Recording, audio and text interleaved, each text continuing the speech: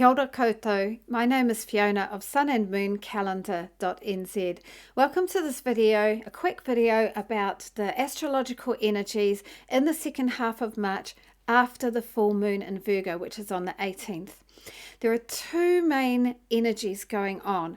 On the one hand, we have a whole lot of planets in Pisces, kind of magical planets, expansive and lucky planets, energizing feelings of universal love, compassion, kindness, connection. We are all one. And then on the other hand, we have got a square between planets in Aquarius and a planet and points in Taurus, and that's a square aspect where we've got tension between top-down authority and control with Saturn in Aquarius, and disruption, revolution, and desire for freedom and restless energy from Uranus in Taurus.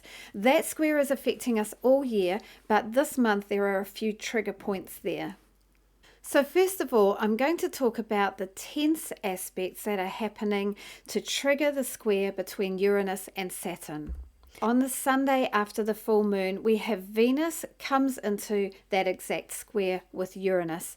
And this one won't be quite as challenging, but perhaps in our relationships, our resources, our sense of self-worth, our pleasures and comforts in life, we might feel a restless energy, or alternatively, some change, some disruptive change could just arrive into those areas and make us think about things and maybe want to change things up or need to change things up. This happens twice a year, but this year, because it's also triggering the Uranus-Saturn square, it's kind of feeding into that energy that we've got ongoing anyway. Then that is followed up a few days later on the Wednesday with Mars coming into the same square aspect, and that's because Mars and Venus are very close at the moment. So this is likely to be harder than the Venus one because Mars is fighty. Mars has got drive, and Mars is at tension with Uranus wanting freedom. So there could be some, I don't know, authoritarian control coming in here, or just angry people, angry words. So try and stay above, try and stay peaceful. And once again, this does happen twice a year, so it is an energy that we're familiar with, but it has a bit of an extra power this year because of what I was talking about. And then the final one that's happening within March is where Venus just moves on a little bit and then comes conjunct to Saturn, which is very close to the exact square aspect with Uranus.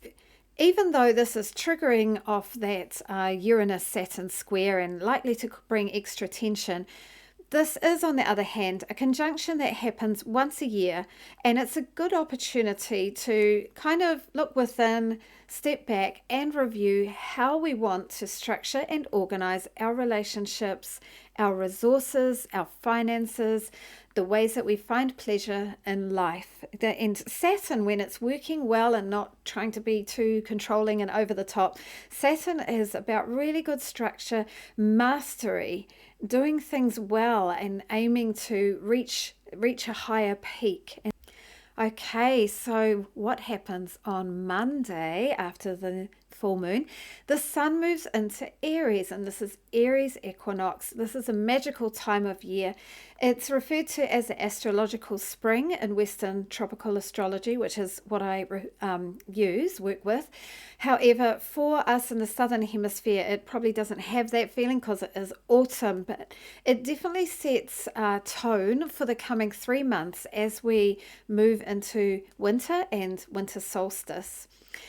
Anyway, all of that aside, the sun is moving into Aries, and Aries brings us a lot of energy and drive. Aries is ruled by Mars, so we could have added energy, bursts of initiative, enthusiasm, and entrepreneurial spirit, fighting spirit in a good way over the next month. And happy birthday to all of the Aries sun sign people.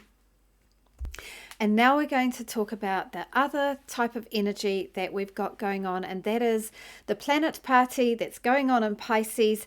Even though the sun has just moved out, it's been there, Mercury on Thursday the 24th will still be there and coming into conjunction with Neptune, planet of mysticism, universal love, magic, creativity, and not far from Jupiter, which is expanding these.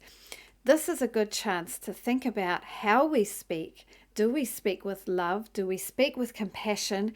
And it might be a really good day for creativity. So if you can make some time for that and let your creativity flow, Neptune being the planet of water. On a practical level, our thinking with that Neptunian influence could be more fuzzy and confused. So be careful of that. Don't get taken for a ride by any false information coming in. But overall, this could be quite lovely. The energies at the moment are presenting us with two paths. And you may find in your life that there is a point where you have to choose to go one way or another way, and that will play out differently, slightly differently for everyone. So there is another way that this can be seen, and for that I've turned that fork in the road over on its side. So even though things are playing out in our earthly existence in hard ways, stressful ways, there's meanness and challenge, wherever possible we can choose to come to the higher place, to a higher vibration where we are sending out vibrations of universal love, compassion, kindness, acceptance, and to seek to act with this in our lives whenever possible. So there we go, everyone. Stay above and all the best for the rest of the month.